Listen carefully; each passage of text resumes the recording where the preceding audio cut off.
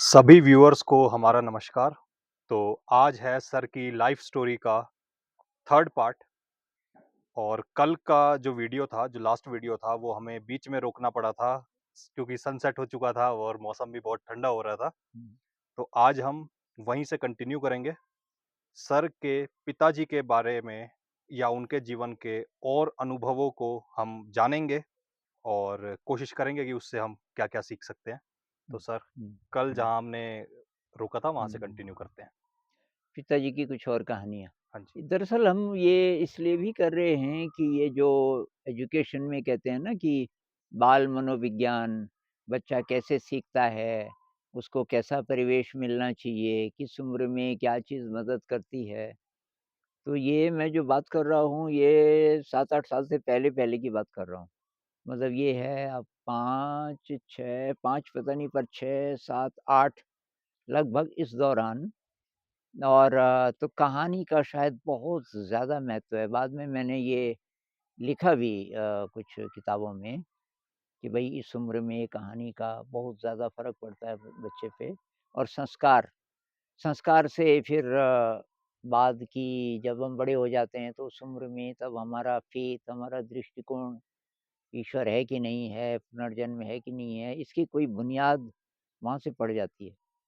तो जैसे हम बोल रहे थे कि पिताजी का किसी शक्ति में 100% विश्वास था और वो उनकी कहानियों में झलकता है। एक और ऐसी कहानी वहीं की, ये रंगून की, ये बर्मा में, बर्मा को शायद आजकल क्या म्यांमार बोलते हैं, म्यांमार या तो मेरे ज़माने में भी बर्मा ही बोलते थे जब मैं पढ़ रहा था 70s 80s में। तो उस दिन पिताजी की ड्यूटी थी रात की, तो पिताजी कहते हैं कि मेरे साथ मेरा एक दोस्त था, उसका नहीं था विश्वास। वो ये कहता था भाई अपने दिमाग से काम लेना पड़ता है और समझदारी से काम लेना पड़ता है। और वो आप नहीं करोगे, अब रिस्क ले लोगे कि जी भगवान के सहारे छोड़ दो, कि नहीं मेरा तो विश्वास बिल्कुल नहीं है। और पिताजी बोलते थे कि अंत में उसी की मर्ज़ी होती है, जो सही है, चाहे रिस्की है, कि वो करना चाहिए। तो उस दिन उस दिन क्या हुआ कि ये दोनों थे, पिताजी और उनका ये दोस्त, दोस्त था लेकिन उसके विचार अलग थे। और इनकी नाइट ड्यूटी थी। तो पिताजी कहते हैं कि सुबह 5 बजे तक की ड्यूटी होती थी। 5 बजे धूप आनी शुरू हो जाती, धूप मतलब ये उजाला-उजाला होने लगता था। तो रात को जैसे 9 बजे, 10 बजे के आस-पास से लेके सुबह 5 बजे तक पहरा देना होता था। तो 2 लोग हैं, तो वो दोनों लगातार पहरा देंगे। और वॉर का टाइम भी था, युद्ध भी चल रहा था। तो वहाँ की वृंदावन की टीम आई हुई थी रामलीला की। ये रामलीला का टाइम था और वृंदावन की टीम आती थी कि रंगून हर साल, और 1 महीने की रामलीला होती थी। आमतौर पे तो 10, कहीं-कहीं क्या पता 12, हुँ। 1 महीने की रामलीला पूरी होती थी। और पिताजी कहते हैं मैं 1 दिन नहीं छोड़ता था रामलीला, कुछ हो जाए, 1 दिन भी मैं छोड़ता नहीं था। पर आज तो नाइट ड्यूटी थी, तो दूसरा कि वो पहले से ही मुस्कुरा रहा था और कह रहा था कि आज देखते हैं तेरे को, कैसे जाता है तू। तो अब जैसे ही कि तबला बजना शुरू हुआ, तो पिताजी कहते हैं वो क्लासिकल स्टाइल में गाते थे और इंस्ट्रूमेंट्स उनके पास कमाल के, मतलब तबला और सितार, और तो मतलब संगीत, और पिताजी संगीत बहुत पसंद करते थे। तो कि वहाँ तबला बजना जैसे ही शुरू हुआ, शायद 10 बजे के आस-पास, कि मैंने कि दोस्त को बोला कि भाई मैं तो जा रहा हूँ। तो उसने कहा तेरा दिमाग खराब हो गया?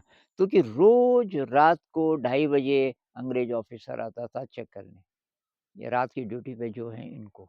रोज़ की ये कई साल से ऐसा कभी नहीं हुआ था। हाँ, ये हो सकता है कि वो नहीं आ पा रहा है किसी कारण से तो किसी और को भेजेगा, लेकिन एग्ज़ैक्टली अंग्रेज़ के बहुत पाबंद भी होते थे टाइम के। एग्ज़ैक्टली रात को 2:30 पे वो चेक करने आएगा ही आएगा, ऐसा आज तक नहीं हुआ था कि कोई नहीं आया हो। तो जब पिताजी ने बोला भई ये मेरी राइफ़ल सँभाल, हुँ। उसने कहा तेरा दिमाग खराब है? जा रहा है? कि हाँ।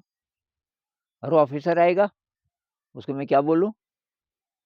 कि वही बोल के वो रामलीला में चला गया, कि तू ये भी बोल सकता है, मैंने रोका उसको, पर उसने बोला भाई रामलीला नहीं मैं छोड़ सकता और यहाँ एक है, हुँ, तो मैं जा तो सकता हूँ, मैं तो जाऊँगा ही। तो उसने कहा कि तेरे को तो वो पहले क्वार्टर गार्ड करेंगे, क्वार्टर गार्ड बोलते थे शायद 28 दिन की जेल, अच्छा, उसके बाद तेरे को नौकरी से निकाल देंगे। अच्छा। पिताजी ने कहा अगर मुझे कोई भी सज़ा मिली, हुँ, तो मैं ब्रह्मपुत्र में छलांग लगा दूँगा। ओके। हाँ, इसका मतलब ये होगा कि ये भगवान जी ये चाहते हैं कि भाई तू मत रह यहाँ और तब ब्रह्मपुत्र मुझे जहाँ भी ले जाएगी, मैं यहाँ वापस नहीं आऊँगा कि ये अंग्रेज़ों के उसमें नहीं जाऊँगा मैं, हुँ, हुँ, जेल में। हुँ, हुँ, उसने कहा कि अब देखते हैं कैसे नहीं जाता तू जेल में, हुँ, ब्रह्मपुत्र पे कैसे छलांग लगा देगा हुँ, तू। अब वो चले गए, हुँ, वो देखता रह गया, बल्कि इसको सँभाल के रख राइफ़ल। पिताजी कहते हैं मैं वहाँ जैसे ही बैठा रामलीला में मैं तो सब भूल गया। मैं बिल्कुल भूल गया कि मेरी आज ड्यूटी थी और मैं ऐसे आया कि बीच-बीच में ये ख़्याल कि भई वो ऑफ़िसर आएगा, ज़ीरो। मैं कि बस डूब गया उसमें और रामलीला में। अब जब समापन हुआ कि तो तब तक 4:30 बज गए थे। तब मुझे एक याद आई, जब समापन हो गया और मैं वापस जा रहा था तो मुझे याद आ गया कि मेरी तो ड्यूटी थी, मैंने राइफ़ल उसको दी हुई थी। पर देखते हैं क्या होता है। तो ये गए तो रास्ते में कुछ और भी मिले, इनको ये था कि अगर कुछ हुआ होगा तो ये न्यूज़ फैल चुकी होगी अभी, किसी ने कुछ नहीं बोला। अब ये पहुँच गए वहीं, वो कि दोस्त चाय बना रहा था, अब तक 5 बज गए थे। आ गया कि हाँ, तैयार है ब्रह्मपुत्र में छलांग लगाने के लिए? कि क्या हुआ? अभी बताता हूँ कि तेरे को क्या हुआ। वो छेड़ रहा था। हाँ, तो बहुत ही ज़्यादा तेरा विश्वास है ना? हुँ, चाय तो पी ही ले कि, हुँ, चाय बना रहा हूँ मैं, चाय पी ले। तो चाय तो बन चुकी थी, उसने चाय सर्व की। पिताजी ने बोला कि बता क्या हुआ? क्या बोला उसने? कि उसका मुँह नीचे रहा बड़ी देर तक उसकी उसकी आँखें ऊपर नहीं हुई। बोला यार कोई तो शक्ति है। अब आज से मेरे को भी विश्वास हो गया कुछ तो है यार। तेरे अंदर ये कहाँ से है ये विश्वास? अरे कि हुआ क्या? क्या बोला उसने? कि किसने? कि वो ऑफ़िसर। अरे कि वो आया ही नहीं। ये कैसे हो सकता है? अरे कि अब मैं बताता हूँ कि अब मैं सुबह जब वो आया नहीं मैं 2:30 बजे से कि मैं ह वो हर मिनट वही देखूँ कि वो आया क्यों नहीं 3 बजे, 4 बजे, साढ़े 4 बजे, तो तब तक कि कुछ और लोगों से पता चल गया मुझे, ये खबर फैल गई। पिताजी ने कहा, "हुआ क्या?" अब देख कि क्या हुआ। उसकी जीप तैयार थी, ड्राइवर तैयार था, ड्राइवर ने जीप स्टार्ट कर दी, फिर वो उतरा गेट खोलने के लिए, दरवाज़ा खोला, ऑफ़िसर अंदर आया, उसने दरवाज़ा बंद किया, वापस आया, ये स्टीयरिंग व्हील पे और उसने बोला कि, "ठहर, रुक।"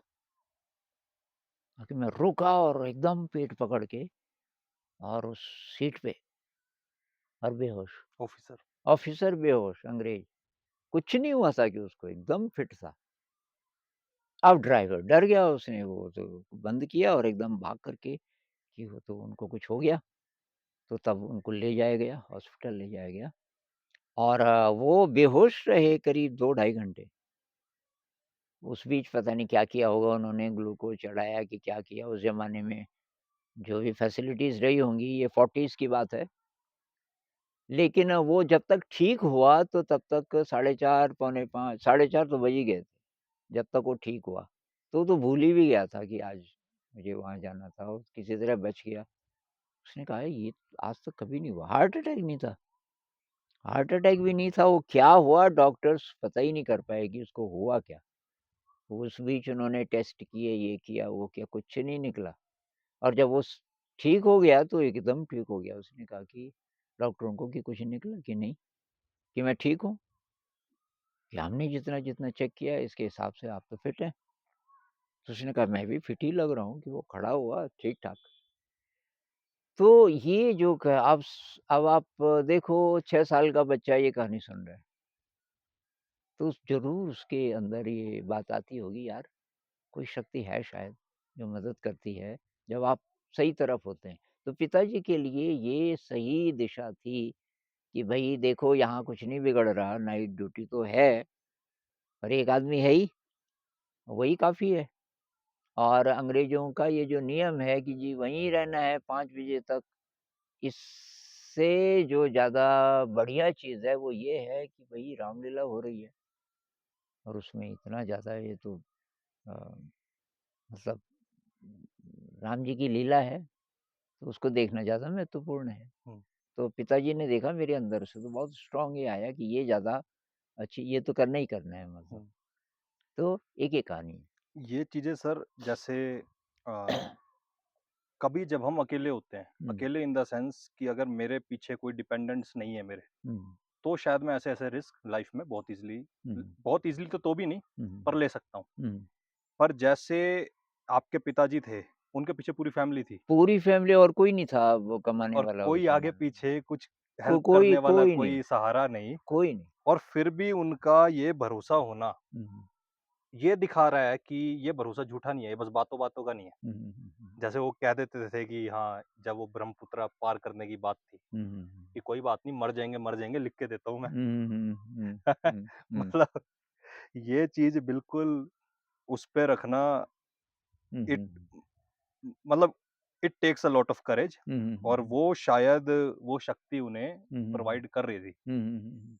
और तो कुछ और कहानियाँ मैं देखता हूँ उनकी। एक मैं चाहूँगा कि आप वो वाली एक्सपीरियंस शेयर कर सकते हैं, वो जो लकड़ी काटने आए थे। मतलब इससे ये भी हाँ, हाँ, हाँ, दिखेगा हाँ, कि हाँ। जैसे हाँ, हाँ। इससे पहले तारे वाली कहानी नहीं की हमने। की? तारे वाली शायद पिछली वीडियो में हो गई? अच्छा, अच्छा तारे वाली अभी देखेंगे हमने बोली कि नहीं हाँ, बोली, अगर वो भी नहीं बहुत बोली तो अगली इंटरेस्टिंग है। वीडियो में। हाँ, हाँ। पर हम लोग ये भी एक्चुअली यहाँ पे बिल्कुल स्पॉन्टेनियस बैठे होते हैं, कुछ भी प्लान नहीं करते हाँ, और जो हो रहा है, हो रहा है। तो चलो ये दूसरी कहानी है हाँ जी, और तब मैं था करीब 14 साल के आस-पास, हाँ जी। मतलब 8th में रहूँगा मैं हुँ, और हमारा मकान बन रहा था। हुँ, तो मेरे 3 भाई थे वो थोड़ा-थोड़ा पैसे कमाने लग गए थे।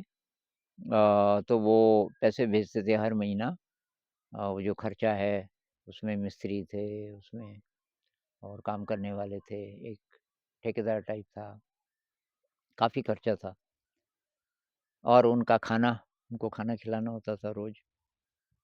तो उसकी जो छत थी 2 मंजिला था मकान, तो ये नीचे वाली मंजिल में जो पुराने ज़माने का होता है तो उसमें लकड़ी के बीम्स लगाए जाते हैं हुँ, और बीम्स के ऊपर फिर ये तख्ते, हुँ, तख्ते के ऊपर मिट्टी वग़ैरह से वो फर्श हो गया। हुँ, हुँ, हुँ, उसके ऊपर फिर दीवार ऊपर गई तो जो टॉप वाली छत होगी तो वहाँ भी बीम्स होंगे पहले हुँ, हुँ, हुँ, और ये तख्ते, उसके ऊपर पत्थर की स्लेट्स, बड़ी-बड़ी स्लेट्स हुँ, वो उसको भी बनाने में बहुत टाइम लगता है। पत्थर पहले ढूँढो ऐसा जिसकी स्लेट्स बन सकें, तो काफ़ी स्लो काफ़ी लेबोरियस काम है। अब ये पेड़ जो हमें मिल गया था, एक बहुत विशाल पेड़ था और कि इसमें ये सारा मटेरियल निकल जाएगा जितना चाहिए। लेकिन उसको उसका चिरान कौन करेगा? तो लोकल जितने थे सबने सबने बोला हमारे बस का नहीं, इस पेड़ को तो गिरा भी नहीं पाएँगे क्योंकि उसका जो उसकी जो नीचे गोलाई थी मतलब हुँ, उसका जो डायमीटर था, वो लगभग 6 फीट के आस-पास रहा होगा। बहुत मैसिव बहुत बड़ा। तो साहब वो नजीबाबाद से ये चिरान करने वाले लाए गए वो मुसलमान थे 3 और अ, तो वो बेस्ट माने जाते थे कि भई इस काम के लिए वही हैं। तो उनके पास औज़ार तो मेरे एक भाई साहब वो जंगलात में थे, फ़ॉरेस्ट डिपार्टमेंट हुँ, में। हुँ, हुँ, उनको मालूम था कि ये ऐसे पेड़ कैसे गिराए जाते हैं, कैसे हथियार होने चाहिए। हुँ, हुँ, तो उन लोगों से जो बात करने गया, भाई साहब ने बोला उनके पास हथियार देखना, कैसे गिराओगे, क्या करोगे? उनके पास सब था। अच्छा, वो आए तो भाई साहब बहुत खुश, उन्होंने कहा ये सही लोग हैं। हुँ, और उन्होंने बहुत कमाल का काम किया। तो पेड़ गिराया गया, उस पे निकाले गए बीम्स और बहुत सारे तख्ते और कुछ बचा भी बल्कि मटेरियल। अब उनको बीच में हमने 1-2 बार तो पैसे दिए थे, बीच में कोई-कोई घर गए थे उनमें से, 3 में से 1 चला जाता था पैसे लेके घर। 3 में से 1 तो बाप-बेटा था, तो जो जो सबसे बूढ़े थे 65-70 साल का रहा होगा बूढ़ा। अच्छा। हाँ, और बहुत बहुत टफ़। और उनका जो बेटा था वो शायद 45 के करीब। एक और था, वो उनका कोई रिलेटिव था, काफ़ी लंबा-चौड़ा, हुँ। रात को गाता भी था। अच्छा, कोई कोई सूफ़ी टाइप कुछ गाता था रात को। कोई समझ नहीं पाता था, पता नहीं फ़ारसी में गाता था अच्छा, अच्छा। तो सामान्य उर्दू भी नहीं थी। हुँ, पर ख़ैर, तो अब क्या हुआ कि उन्होंने बोला कि जी करीब 10 दिन का और काम है और उसके बाद तब हम तब चले जाएँगे। तो वो हिंट भी था हमारे लिए कि भई तब पेमेंट पूरी जो बची हुई है, काफ़ी उसका टाइम से बची हुई थी, इंतज़ाम करा उन्होंने ली जाएगा। ही नहीं थी, हुँ, ये इकट्ठे ही लेंगे। हुँ, अब तो माँ ने बोला अभी तो 10 दिन है, हुँ, तो वो तो टाइम था, ड्यू था कि अब मनी ऑर्डर आने वाला है। हुँ, सब भाई लोगों को पता था, कितना पैसा भेजना पड़ेगा, तो पैसा आया ही नहीं। हुँ, अब 1 दिन हुआ, 2 दिन हुआ, अब 9 दिन चले गए, अब आखिरी दिन था, तो मेरी माँ थोड़ा पैनिकी हो जाती नेचर थी। का। हाँ, पिताजी आराम से हुक्का भी पीते थे वो, हुक्का गुड़गुड़ा रहे हैं, तो माँ कि अब इनको पैसे कहाँ से देने? ये हुँ, तो कल सुबह जा रहे हैं। हुँ, पिताजी ने कहा बोल देंगे, अभी नहीं है, आ जाएँगे। तो माँ कह रही कि नहीं ये तो नहीं मानेंगे, अरे तो मुसलमान हैं। और अच्छा, मैंने सुना कि ये तो बहुत बोलेंगे कुछ, सारे गाँव के सामने हमारी बेइज़्ज़ती कर देंगे। पिताजी ने कहा अरे यार नहीं करे, वो तो बहुत अच्छे लोग हैं। किसने कहा तुझे? कि लोग बोल रहे थे कि लोगों को तो बोलने दे, तो देख नहीं रही इस बीच, कितने अच्छे लोग हैं ये, काम भी अच्छा कर रहे हैं, इनका स्वभाव भी अच्छा है। कि वो सब ठीक है, पर जब पैसे की बात आएगी, तो वो ऐसे बोलेंगे कि हाँ जी, अभी हम चले जाते हैं और फिर आएँगे पैसे लेने। पिताजी ने कहा जो होगा कल होगा, कि ना आप कुछ करो, कि मैं क्या करूँ? कि कहीं जाओ। अरे! कि कहाँ जाऊँ? इतने पैसे किसी के पास होंगे भी नहीं। कि ट्राई तो करो कि यार मैं फालतू ट्राई नहीं करना चाहता और सब ठीक है। माँ को शायद नींद ही नहीं आई, माँ ने मुझे करीब 4 बजे उठा दिया कि चल। मैंने कहा कहाँ? कि बगल के गाँव में एक ने बकरियाँ बेची थी। मैंने कहा अच्छा, कि उसके पास पैसे होंगे। मैंने कहा तो चलो, किसी को नहीं पूछा। थोड़ा नाराज़ भी थी पिताजी से कि इनको पे कोई फ़र्क नहीं पड़ता, ये आराम से हैं कि सब ठीक हो जाएगा। गए हम, तब तक उजाला हो गया था उनके घर, तो वो तो उठे हुए थे कि ऐसा-ऐसा है। उसने कहा वो बकरी तो ले गए, अब उन्होंने बोला 3 दिन बाद देंगे पैसा। तो कि अब 1 दिन तो चला गया, अब 2 दिन और देखूँगा मैं, अभी देते हैं कि नहीं देते। माँ ने कहा हमें तो अभी चाहिए, वो तो 10 बजे से पहले-पहले निकल भी जाएँगी। तो अभी तो कि मैं कुछ नहीं मेरे पास, 1 पैसा नहीं। माँ ने कहा यार और कहीं जाना बेकार है, चल तू वापस चल। तो जब हम वापस आ रहे थे, तो 1 डेढ़ किलोमीटर चल के फिर हमारा घर था अभी 200 मीटर पे, तो वहाँ पे एक मंदिर है महादेव जी का। पानी का धारा है, फिर मंदिर है। माँ ने प्रार्थना की, हे महादेव जी रक्षा करना, और मैं भी हाथ जोड़ के खड़ा हो गया। तब तक मेरी भी श्रद्धा थी देवी-देवताओं पे। हुँ, और माँ वहाँ से उसके बाद बहुत ज़्यादा घबराई, अब क्या होगा? इस समय वो आए हुए होंगे हमारे घर में, अब कि तेरे पिताजी को वो परेशान कर रहे होंगे, पता नहीं क्या-क्या सीन होगा, गाँव वाले भी आए होंगे। हम गए नज़दीक गए, तो उनके पास अपना हुक्का होता था, हुँ, वो तीनों के पास। अच्छा। हाँ, थोड़ा अलग प्रकार हुँ, का। हुँ, पिताजी के पास अपना हुक्का था और बैठे थे ऊपर। तो ऊपर की मंजिल में एक जो ट्रेडिशनल घर होते हैं, तो एक लंबा-सा होता है कमरा जिसमें कोई भी आ सकता है, कोई भेदभाव नहीं, हुँ, कि हिंदू है, मुसलमान है, नहीं तो गाँव में तो करते हैं हुँ, हुँ, छुआ-छूत। हुँ, वहाँ सब आ सकते हैं, तो वहाँ बैठे थे और वहाँ से रास्ता भी दिखाई दे रहा था जिधर से हम आ रहे थे। हुँ, तो उनमें से एक की नज़र पड़ी, माँ आगे थी हुँ, और वहाँ हँसी, उस हँसी का ठहाका सुना पहले माँ ने। हँस रहे बहुत ज़ोर के पिताजी भी और वो भी। तब माँ ने कहा, "ये हँस रहे हैं मेरे मुड़ी, हँस रहे हैं ये लोग।" माँ को थोड़ा-सा अच्छा लगा। तब तक उसकी नज़र आ गई कि माताजी आ गई, तीनों खड़े हो गए, "बस माताजी आप ही का इंतज़ार था, काफ़ी देर से बैठे हैं, आप कहाँ चले गए थे?" तो माँ ने भी नहीं बताया कि ऐसे ही थोड़ा की तो बहुत तारीफ़ माताजी की, बस क्या बताएँ। इतना अच्छा तो हमें कहीं नहीं लगा और आपने कि कितना अच्छा खाना खिलाया इस बीच और बहुत बढ़िया और बहुत मज़ा आया और बस कि हम कभी ज़िंदगी रही तो हम फिर मिलने आएँगे और तीनों बहुत गदगद और चले गए। नीचे गए,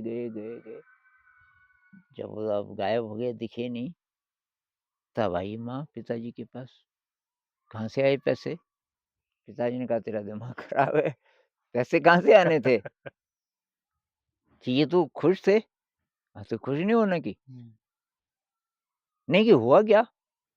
अरे कि देख, मेरा तो विश्वास रहता है, कहीं पैसे होते तो मैं जाता। हुँ, अगर मुझे पता होता कोई सोर्स है, ऐसा हुँ, नहीं कि मैं लेज़ी हूँ, हुँ, हुँ, मैं हुँ, नहीं करना चाहता पर ये हुँ, तू कि गई, हुँ, क्या फ़ायदा हुआ तेरा? हुँ, इसको भी ले गई, हुँ, कुछ नहीं हुआ ना। हुँ, नहीं कि आप बताओ ये हुआ क्या? अरे कि यहाँ आके हाथ जोड़ने लगे कि महाराज हमको कैश मत देना, पैसे मत देना अभी। कि मैंने कहा पैसे नहीं देना, हुँ, क्यों? कि हम अभी घर नहीं जा रहे, एक और जगह से काम आया है। हुँ, यहाँ से कि 3-4 किलोमीटर दूर एक और दूसरा गाँव है, तो थोड़ा ही काम है कि वहाँ 15-20 दिन होगा। वो काम निपटा के तो या तो हम में से कोई यहाँ आ जाएगा, या तो हम मैसेज भेजेंगे आपको हुँ, किसी आदमी को भेजेंगे और तो वो क्योंकि अब इस पैसे को हम या तो पोस्ट ऑफिस में रखें। हुँ, हुँ, हुँ, अब पोस्ट ऑफिस के ऊपर वहाँ से 6 किलोमीटर दूर था हुँ, हुँ, हुँ, जहाँ पोस्ट ऑफिस था। अब कि कौन इस चक्कर में पड़े और फिर निकालने के लिए जाओ वहीं, हुँ, तो कि उससे अच्छा ये है कि हमारे पास वो रहे ही नहीं, आप ही के पास रहे और तो प्लीज़ कि ये विनती है और पिताजी ने कहा, "नहीं, कोई बात नहीं, बाद में ले लेना तो, हुँ, हम ही रख लेंगे।" हुँ, कि ये हुआ। तो उल्टा हुआ कि हुँ, मतलब कि हमारे पास पैसा नहीं है और वो उनको मनाना पड़े कुछ, वो इधर मना रहे हैं कि अभी मत अभी मत दो, दो। अभी मत दो। तो ये घटना भी जब ज़रा मैं बड़ा हो गया था, करीब हुँ, 14 एक साल का रहा हुँ, पर वो भी मुझे बहुत अच्छी तरह याद है। बल्कि इसमें तो मुझे सारे दृश्य भी याद हैं जब हम जा रहे थे, जब हम उस गाँव में उस आदमी के पास बैठे हुए थे, ये सारा। तो एक ये कहानी है उनकी, तो कमाल की। हुँ, जिस तरीके से सर आपकी माताजी का ऐसा नेचर था, हुँ। तो क्या विद टाइम उनका भी कुछ ये नेचर चेंज हुआ कि लाइक उन्हें भी फिर उस तरीके का विश्वास बढ़ा या मतलब उनकी यात्रा किस तरीके की थी? ऐसे टाइम में माँ कुछ देर के लिए हो जाती थी विचलित थोड़ा। माँ के अंदर एक और शक्ति थी। मेरे ख़्याल से वो क्लेयरवॉयंट जिसको बोलते हैं ना, दूर की घटना का पता चल जाना, वो था उनके अंदर। और कोई ऐसा वाला क्राइसिस है, तो उन वो देवी आती थी। वहाँ ऐसा बोलते हैं गाँव हुँ, में हुँ, कि देवी आती थी और देवी कुछ बोलती थी और वो जो बोलती थी उसका समाधान होता था। एक तो प्रॉब्लम जो हमें नहीं पता अभी, किसी हुँ, को नहीं पता, बहुत दूर कुछ हुआ। हुँ, मान लीजिए 6 किलोमीटर दूर, उस ज़माने में फ़ोन नहीं था, हुँ, कोई कोई तरीका नहीं था पता करने का और हुँ, अभी-अभी कोई घटना हुई आधा घंटा पहले।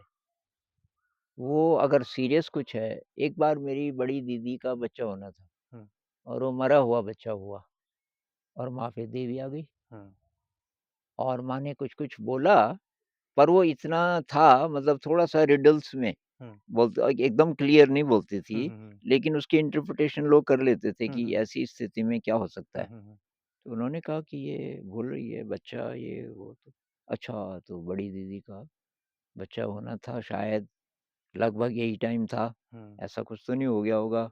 ये हुँ, अनुमान थोड़ा-सा लोगों ने लगाया हुँ, और तब माँ ये सब बोल के बहुत ज़्यादा मतलब उनके शरीर में कुछ होता था।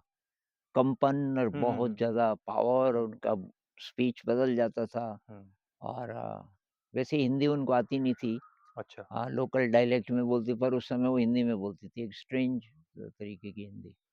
और उसके बाद जब वो शांत हो जाती थी, तो अनकॉन्शियस हो जाती थी करीब 15-20 मिनट, और पत्थर जैसी, लकड़ी जैसी उनकी टाँगें, उनके हाथ, तो हम मालिश करते थे।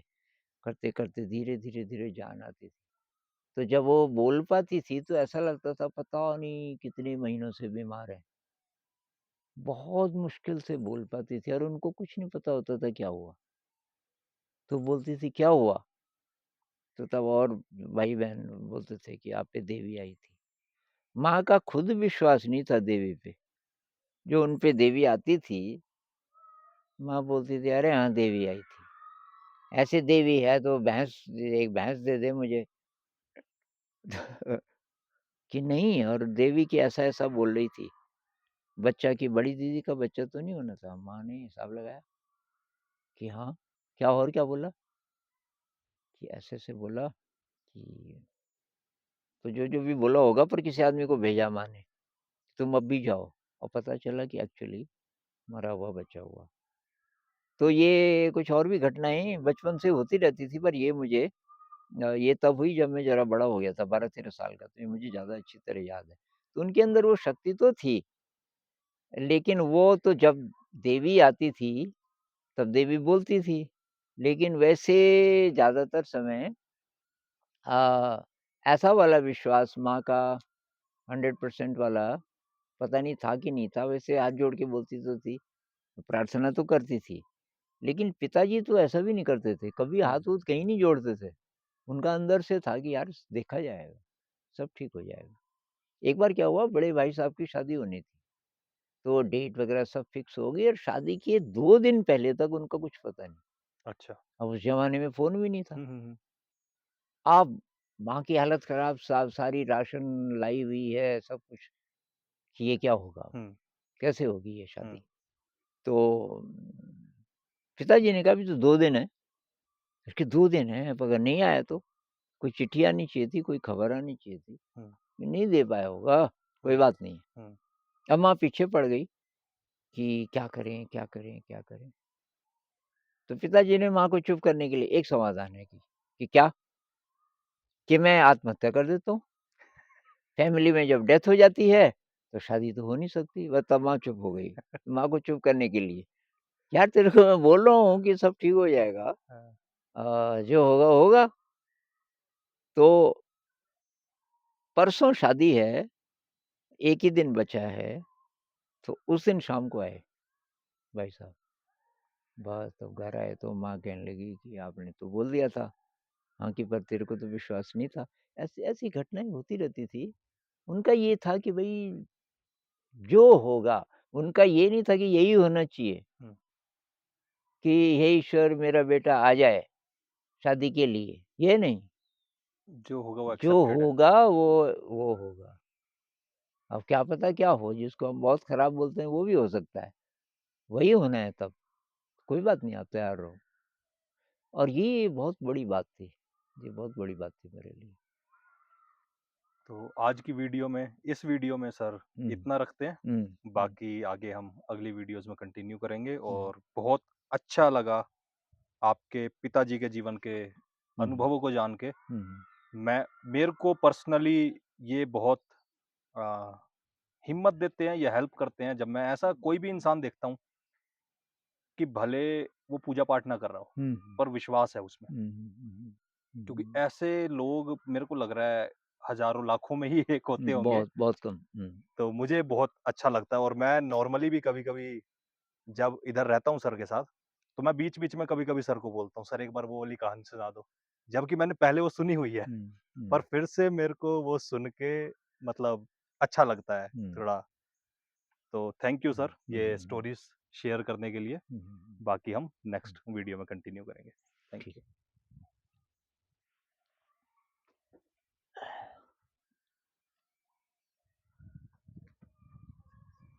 डन है वो पीछे का तो ट्रिम कर देंगे हम और इन केस अगर ये थोड़ा बहुत आगे आ